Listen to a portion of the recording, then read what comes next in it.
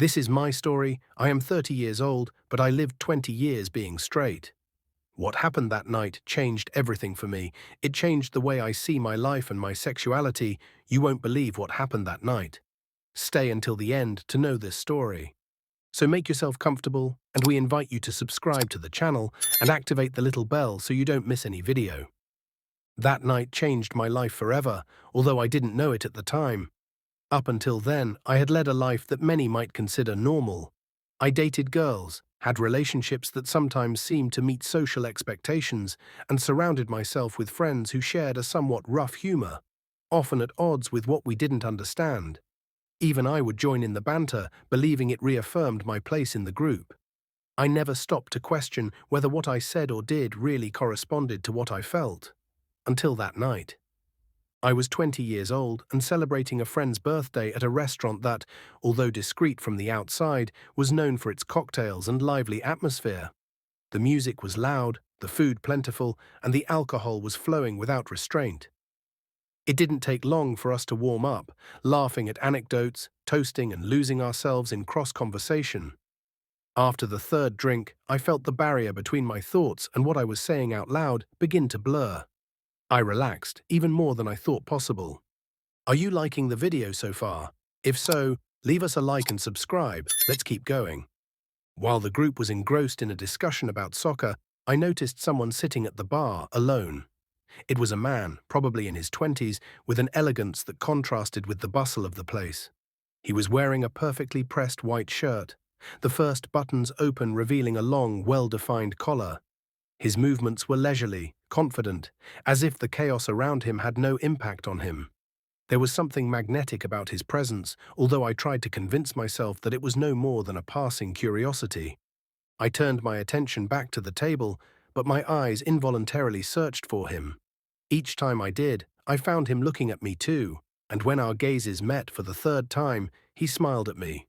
It was a small gesture, barely noticeable, but it went through me like a bolt of lightning. I felt the heat in my chest rise, confused between the alcohol and something I didn't want to name. "What's wrong? Did you get distracted?" asked my friend Thomas, nudging me. "Nothing, nothing. I was thinking of ordering another drink," I answered, trying to divert attention. But I could not ignore it. There was something in that smile, in that look, that made me uneasy and attracted me at the same time. I didn't know if it was the alcohol, the music, or the atmosphere of the place, but I got up from the table and walked to the bar without thinking too much about it. I sat down a couple of seats away from him and ordered a whiskey. "Good choice," he said, turning slightly toward me. His voice was calm, gravelly, with a confidence that immediately disarmed me. I felt awkward, like a teenager trying to impress someone for the first time. "Thank you. You have good taste too, I think," I replied, pointing to his wine glass. He laughed softly, and that laugh made my stomach turn. I didn't understand what was going on, but for the first time in a long time, I didn't want to analyze it. I just wanted to let go. "I'm Daniel, by the way," he said, extending his hand. I shook her, feeling the warmth of her skin, and introduced myself. The next few minutes felt like a blur, a mix of laughter, anecdotes, and glances that lasted longer than usual. I discovered that he worked in graphic design, was passionate about art, and had a way of looking at the world that I found fascinating. And although he didn't say it openly, there was something in the way he expressed himself that suggested he wasn't interested in hiding who he was. Before we continue, we invite you to like and subscribe. Let's continue. I don't remember exactly how it happened, but at some point in the night, our legs brushed against each other under the bar. It was a brief contact, almost accidental, but the impact was immediate. I felt as if my whole body ignited. I looked at him, waiting for some reaction, and he just smiled, as if he was waiting for me to take the next step. The rest of the night passed in the blink of an eye. I found myself talking to him about things I had never shared with anyone, laughing as if I had known him all my life. When it was time to go, I didn't want the night to end, and from the way he looked at me, I knew he felt the same way. "Do you want to walk a little?" he asked me as the group of my friends began to disperse. I nodded without hesitation. We left the restaurant and started walking through the almost deserted streets. The fresh air helped me clear my head a little, but not enough to stop what was to come. At one point, we stopped in front of a park. Daniel turned to me, his expression more serious now. As we walked, the conversation flowed with a naturalness that surprised me. Daniel talked about how he had come to the city a couple of years ago, chasing a dream that seemed as ethereal as it was real. He told stories of his childhood, his first jobs, and how he had learned to deal with the expectations of others. There was a vulnerability in his voice, an honesty I hadn't expected, and I found myself sharing parts of my life I had never mentioned to anyone. I talked about how I had always felt trapped in a role that I didn't know if I had chosen or if I had simply been cast.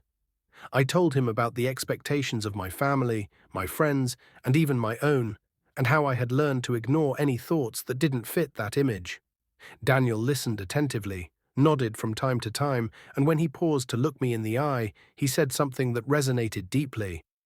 Sometimes the role we think we are supposed to play is nothing more than a mask, and there is nothing more liberating than taking it off. Don't forget to subscribe and like us for more content like this. Let's continue. I felt a lump in my throat when I heard those words.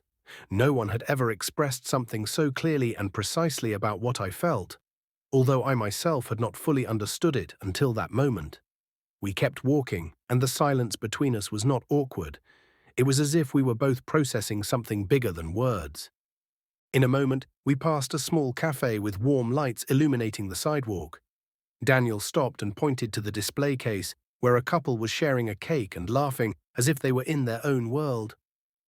"See that?" he said, smiling softly. "That's what we're all looking for, isn't it? A moment of connection that makes everything else disappear." I didn't know what to answer. I just nodded, but something inside me stirred. It was as if his words had given shape to a long-buried desire. We continued walking, and each step brought me closer to a reality that I could no longer ignore. As we reached the park, the air felt cooler, and although there was still a slight breeze, I felt lighter, as if something inside me was beginning to release. "You know, when I saw you at the table, I knew you had something different.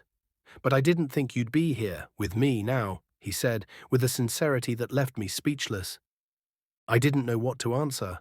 My mind was in chaos, struggling between everything I thought I knew about myself and what I was feeling at that moment. But when he took a step toward me, it all stopped mattering. We stood inches apart, and before I could think about it, I closed my eyes and felt his lips on mine. It was a brief kiss, but charged with intensity. When we parted, I felt as if my whole world had crumbled and rebuilt at the same time. I didn't know what it meant, or what was going to happen next. But at that moment, I just wanted to keep feeling. That night marked the beginning of a journey I never imagined I would undertake. Over time, I learned to accept myself, to understand that life does not always follow the script you are taught, and that sometimes the most unexpected things can lead you to the most significant moments of your life. And although the road was not easy, I will always be grateful for that night, and for Daniel, who helped me to see a truth that I had been hiding for a long time, even from myself. If you liked the video and this content added value to you, leave us a like and share it with your friends so they don't miss it.